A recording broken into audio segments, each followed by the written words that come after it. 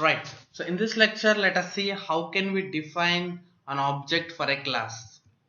This is one of the most important concept. Okay, let's slowly get into the OOPS concepts of Java. So before I explain this concept, let me explain you real-time scenario. You are working on automating an web application where you have 5 pages in it. Okay, in every page you have some header section, and that you want to validate whether the header section have all the links properly displaying or not, something like that. Assume. So you have, first you will be navigating to the home page and you will be writing the block of code to make sure whether the header is properly displaying or not. Okay, header will not change how many pages you navigated. Okay, header will be constant, it will be strict. If you navigate to multiple pages, the page will be refreshed but header will be same. Assume that.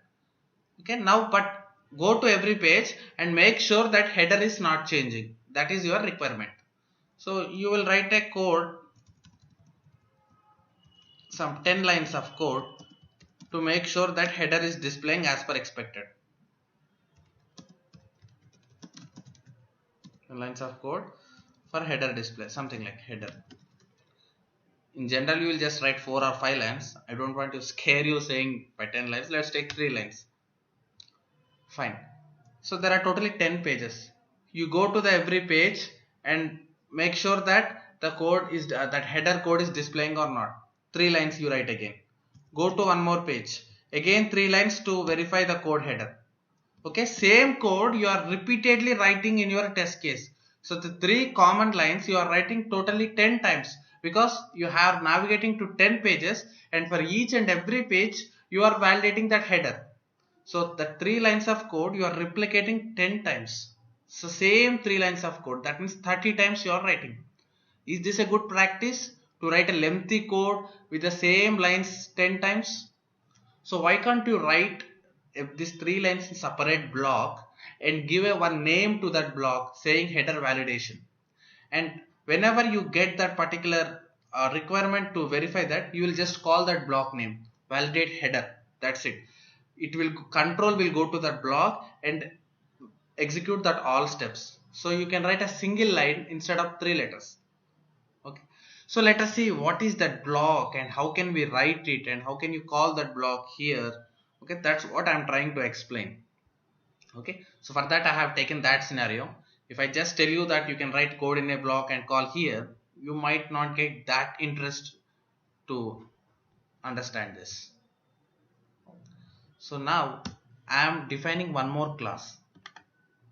So this is the class where I write all the blocks. Okay, this is separately I'm maintaining one more class where I write all my reusable components, just like header validation, footer validation. Right? Click on finish. So now for this section I don't want to execute this, because this section I'll just be writing blocks and I will be calling these blocks in this my basics one class. Here I want to call the block. So all these blocks I'll be writing in basics 2. So you need not have main, because we are not executing this. We are just calling this into other class. So let's remove this. If you want to execute from this class, you have to write main for sure. Okay, so I just say I'll write one method name. Blocks are nothing but methods. In Java we say methods. I'll write one method, public void validate header. This is the name of the method. You have to write braces like this and write a block. Yeah, now this is the block in this class. So void here is the return type that I'll talk in some time. So public is an access modifier. That means you can access this anywhere in any class. More about that I'll be talking in the inheritance concept. When I'm talking about inheritance, then I'll speak about this public. Right now I'm just admit by writing a public, and return type I'll just discuss now. So assume that you have written a method called validate header. So here you write your all the code related to validate all the links in a header. So for now I just write system dot println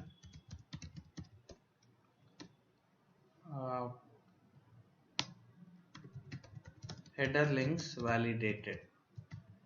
Assume that. So assume this is an full 10 lines of code which is doing everything. Fine.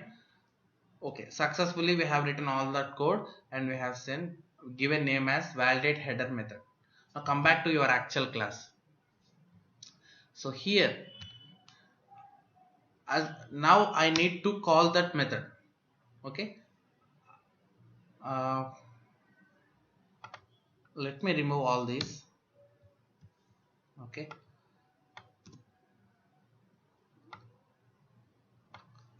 I will write I navigated to home page. Here you will write your Selenium code. So actually open browser and you will navigate to the some home page. Now validate headers. Rather than writing 3 lines of code, I will call the class objects present in basics 2 to this basics 1. So how can you call the methods present in this class to this class? So that's the logic. Okay. For that you have to first define object for this class. Okay. So tell this parent class that there is one class called basics2 that we are just telling here. Okay, let me define object for this basics2 class. Or I'll do something. I'll write it in a understandable way rather than confusing basics word. Let us say methods. Okay, for your understanding, I am putting as methods. Okay, and this I write it as parent. Fine. Now I can explain you clearly without speaking that basics word again and again. Right. Now I want to tell my parent class about the methods class. I can do that by creating an object for the methods class. Method m equals to, and you say new. Let me write the step and explain you. Okay. So here I am saying I am creating an object m for this method class. That means if I want to access any particular method from this methods class, I can do it from methods object dot method name. Right, this is the syntax. Fine. If you want to access any method from other class, you have to write that particular class object and say dot and call the method name. Just remember this mantra, that's enough.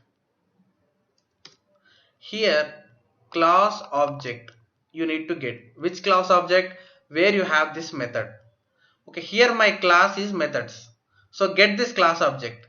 So you can define, this is a class object for that methods. You can define with this syntax. Okay, class object name equals to new, the class braces. So basically this new is a memory allocation operator. So this memory allocation operator creates a memory for this class in this parent class. Okay, so m is a method for this methods class. Okay, you have successfully defined the object. Now follow this syntax and call that class object you want. Okay, I have that class object, that is m, because I have created that class object here. Now I can call that method name by just giving dot. Okay, all the methods will be displayed which are present in that methods class. Okay, here I am interested in validate header. You might be wondered what all these methods are present, because you have written only one method. These are default methods which you get in Java. You need not worry about those. So m dot validate header. Okay, click on this. That's it. Now if you print this in output, let us see what it is giving us.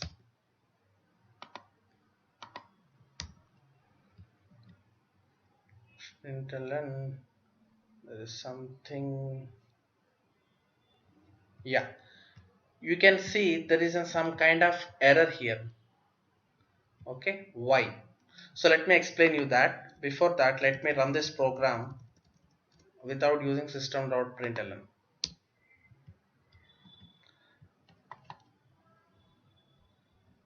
Got it? The only logic is you need to create an object sub method in this parent class. That's it. Once you get the object dot, call that method. You can see that I navigated to home page and then after header links validated. So where did we get this text? This text is present here in this method. So we are actually pulling that text and executing that particular method in the parent class with the help of this syntax. So tomorrow you have some other class called class B. In that you have how to validate footers. Simple. Create a class B method, class B object saying class B, give some object name. It's up to you. This M and CB are up to you. Whatever name you can give to your as an object name. Just give a one letter and say like this, C class B. Okay. You have successfully created an object for this class B. Fine. Now access that footer validation by just saying cb dot. Okay, this is the syntax. That particular class object which I created dot footer validation. That's it. So now I am getting error because there is no class B. If I create a class B exactly, this validation goes. And for example, if you want to validate images and that image validation, one more tester or one more QA guy has written in separate class, that is a class C. Now how can you access the images validation from class C? Simple. Class C object dot image validation. So how can you create class C object? Same syntax. Class C, give any object name, it's up to you. So this you can give any some n and new memory allocation operator and say class C again and give braces. This is how you write syntax. And here you say object dot image validation. That's it. This is how you can access the methods from other class to your parent class by creating object for that class. Okay. So that's what I want to tell you in this session. Fine. Let me remove all this. Not necessary. Okay. So now here void. This is nothing but return type. What it is expecting to return. Okay, because I am not returning anything. I am just printing it. If you want this to return something, for example, I want to return value 10. Okay, I just want to return this. Whenever you execute this method will give you value 10. Assume that. So you can do with the help of return keyword. So return keyword will actually execute your block and finally it returns you something. You can just do like, if everything is executed properly, then I say return pass. Assume that script pass. Fine. When I say return pass, right? So here you have to tell what you are returning in the initial phase only. So because in the void place you have to define what you are returning in this method. If you don't return anything, you just say void. That means this method is not returning anything. But if you are returning something, then you have to give what you are returning. Here I am returning string. Pass is in double quotes. That means string. So give here string. You need not give move your mouse. It's throwing some error, right? It says change method return type to string. Click on this. It will change to string and error gone. Okay. I mean, you have to give what data type you are returning. Here pass is a string data type. That means you are returning string. Okay. So if you want to return 2, that will be an integer. Again it's saying error. Move your mouse. It says change method return type to integer, because you are returning integer and you are expecting to return string, which is not true. Just click on this link, it changed to int and error gone. Fine. Now it is returning 2, right? Let's go back here in parent. Okay, m dot validate header. So it is returning 2. I'll throw it into one variable called some s. Assume that I know that it is returning integer. Okay, because I went back to my validate header and I made sure that it is returning integer. Okay, let me print out this. I'll just print system dot.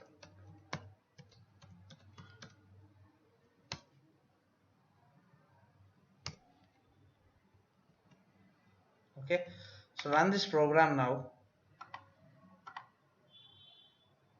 and you see that it returned 2. This is printed because we are just saying system.println. Why this is printing? Because this method got executed and it returned 2. That means in this place it's replacing with 2, and you are saying to print this. So that's the reason it printed 2. Got it? So understand the logic. So there are two system.printlns here. First one, because we are printing it deliberately, it is expected. But here I am not printing this, but still I am seeing this in the output because I am returning 2. So once this method is executed completely, it gives us 2, and I am placing this in this block. So that's the reason it interprets as a 2 and it also gives 2 as an output. Okay. So in general, practical, what we does is we write all the validations here and say finally if everything went fine, return pass. Okay, and we define our this as an integer string. Pass is not an integer, right?